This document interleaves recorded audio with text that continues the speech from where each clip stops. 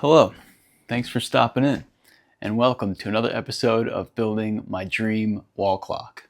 If you're new here, over the past few weeks I've been trying to build a clock with a plywood end grain frame and a typewritten clock face. So last episode we made 3 frames, but ran into some issues cutting the outer diameter with a flush trim bit. Ended up with some major blowouts and completely ruined 2 of the clocks. This week is going to be a bit of troubleshooting what exactly is going wrong. And last week, I came up with a new order of operations that leaves a thin strip of wood down the middle to flush up on the router table, rather than this whole chunk including the clock face. So we're going to give that a try in the shop. But I also want to talk about this guy. Now I bought this router a few weeks ago, and the seller threw in all of his used bits, including this flush trim bit that I was using last week. Now, I don't know how much use it's gotten, but based on the amount of wear on the shank and even the grime in the bearing, I'm assuming it's pretty well used. And on closer inspection, there's even a few nicks in one of the flutes. So I went ahead and bought a brand new bit. Let's go try it out.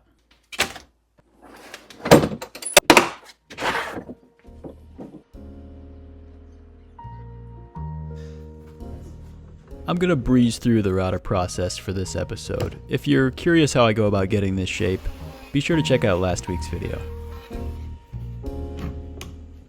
The only difference with this cutting order is I'm making an outer diameter cut on both the bottom and the top.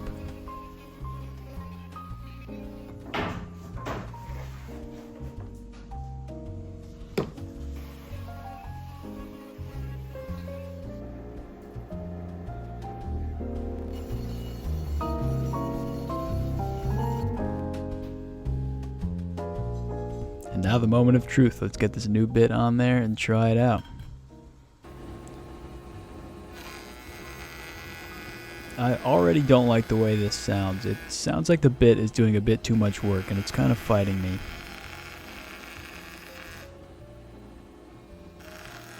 And yep, sure enough, it ripped out a piece. You can see it fly out there.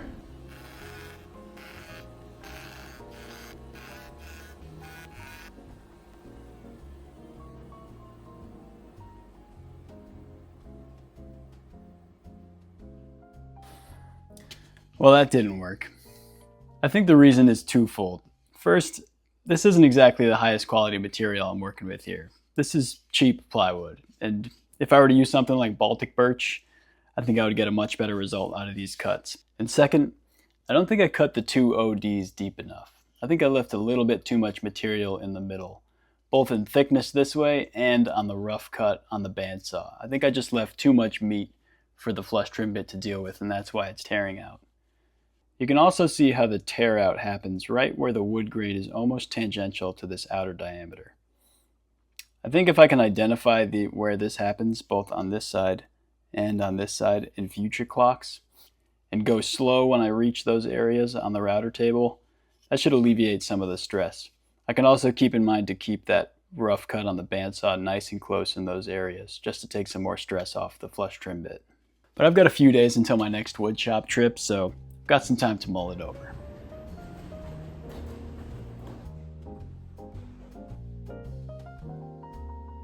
Back at the shop, I've come fully prepared to cruise through cutting a few frames. By this point in the project, I've made quite a few of these, so the process feels natural. Today though, the jig is feeling a little unstable, and I quickly realize that it's warped. You can see the router tilt towards the camera when I take the pressure off. And that leads to some deeper cuts into the base. That's those 3 dark marks there. But this is how I learned that cheap 1/4-inch plywood is a terrible choice for jig material.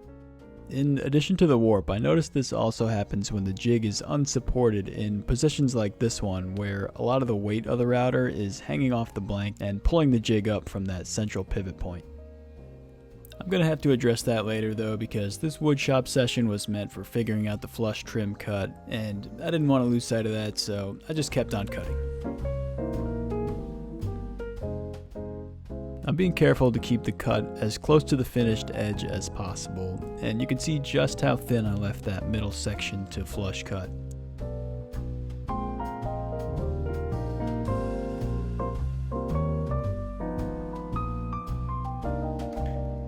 And now it's time for the router table, the real test. I've marked where the grain is nearly tangent to the edge, and we're sure to go slowly around those danger zones. But honestly, both of these frames cut like a dream. Despite the spots where the router jig let me down, it felt really good to have worked through this flush cut issue. This was a huge step up from those blown out clocks of last episode. Yeah, I have a new problem to solve, but at least I could cross this one off my list.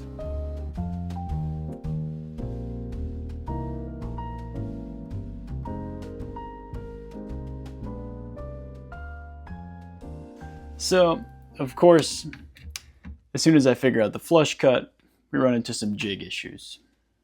I think my biggest mistake was using this 1/4-inch plywood as a jig material.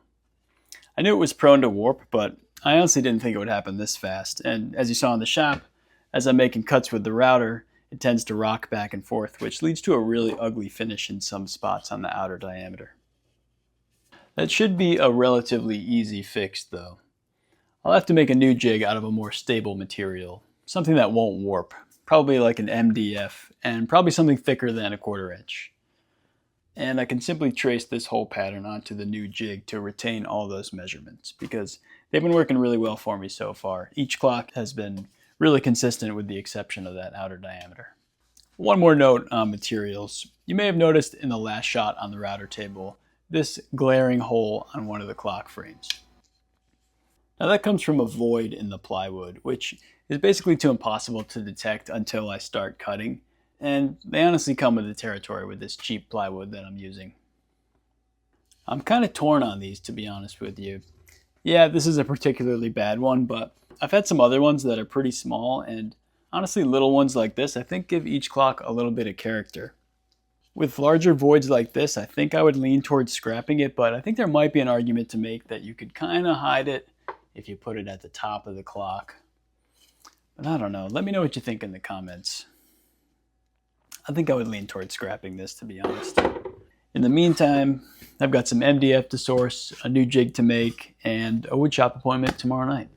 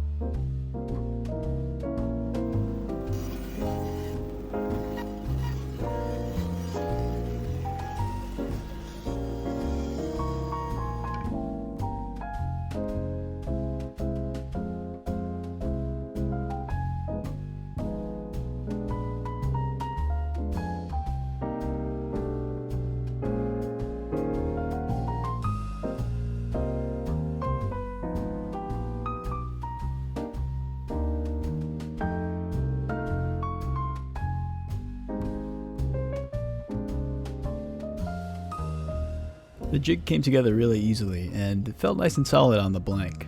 No rocking back and forth, and it slides easier over the wood too.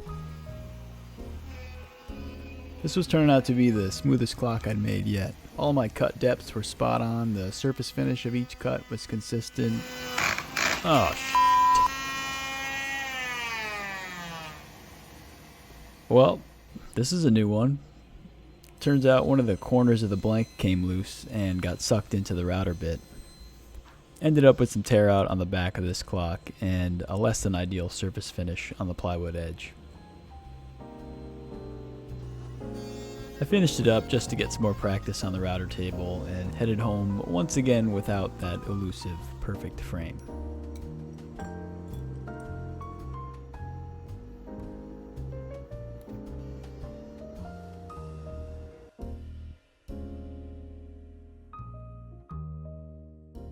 Starting to feel like with each episode I'm taking one step forward and one step backwards.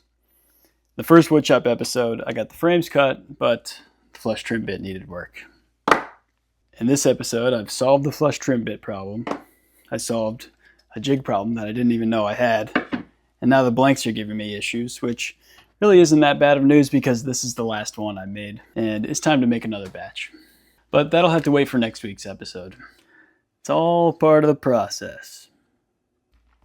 I hope you're all enjoying this little series. I'm having a lot of fun working through these issues and figuring out this project. If you aren't already, please be sure to subscribe so you catch every episode. And with that, thank you so much for watching this video, especially for sticking around to the end. I really appreciate you being here, and I'll see you next week.